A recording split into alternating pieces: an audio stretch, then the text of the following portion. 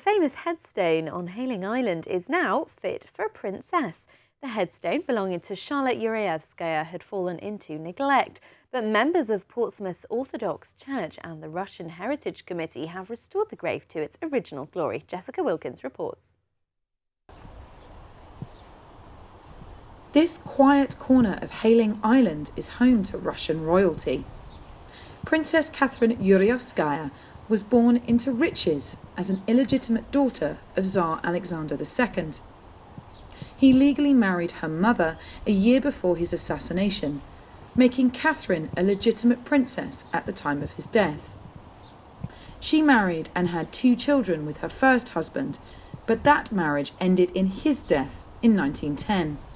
She then moved to the south of Russia, to the Crimea, Yalta, and in 1916 she married her second husband. And that was obviously the year before the revolution broke out. When the revolution came, he joined the White Guards and he was in charge of a Tatar unit. There were a lot of ethnic Tatars in Crimea. Now, for people who aren't clear, Tatars are the Muslim population. There were the Muslims of Crimea, and he was in a Tatar regiment. He was the commander. The wealth and comfort Catherine had been used to was about to come to an abrupt end. The Red Guard came into the palace which they had in Yalta. They drank themselves blotto on the contents of the cellar. Catherine managed to escape. She hid with a gardener and adopted peasant clothes. She learnt to scrub floors and peel potatoes, and she eventually made her way to Moscow and by some sort of miracle met up with her husband, and in the chaos that was still around at that point, they managed to come out and they went to France again. Catherine's mother died in 1922, leaving her a house in Nice. However, money was still tight and more personal tragedy loomed. They were running out of money and they came to London. He became a businessman, and rather tragically for her, he met a rich American and they divorced. And so she was left in England with very little money. She became an opera singer and she studied with the famous singer at the time, Dame Nellie Melba.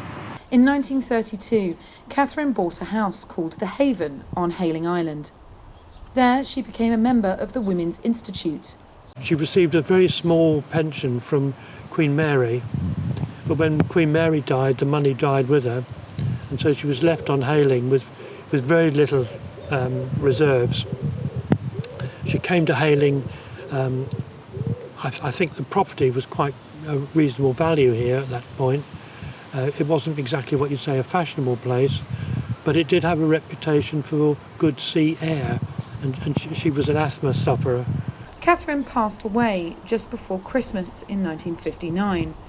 She had a small funeral that was scarcely attended for a Russian princess. I believe at her funeral, her second husband was in attendance, and a nephew. So there was some family interest, and presumably they funded the headstone, because the church normally doesn't do that. If the family can't fund a headstone, then there's no headstone. The headstone was neglected and fell into disrepair. But thanks to efforts by the Russian Heritage Committee and the Orthodox Church in Portsmouth, Catherine's headstone has been returned to its former glory. It's very weathered, and the lettering was hardly decipherable. I do a lot of graveyard or the churchyard maintenance here, and barely a day goes by when I'm down here, which is once a week perhaps, without someone inquiring about which is the princess's grave. It's just the idea of a princess being buried in a churchyard, and it's quite popular, it's quite scenic, this part of the island. There's a lot of footpaths leading from the churchyard, and people come and park here and walk, and they often visit the church and then see the interest, or they've come already knowledgeable about the grave, and they just want to see it and read it, as people do in churchyards. You know, the interesting graves, whether it's a war grave or a princess's grave, is a little more unusual. Jessica Wilkins. For That's Solent.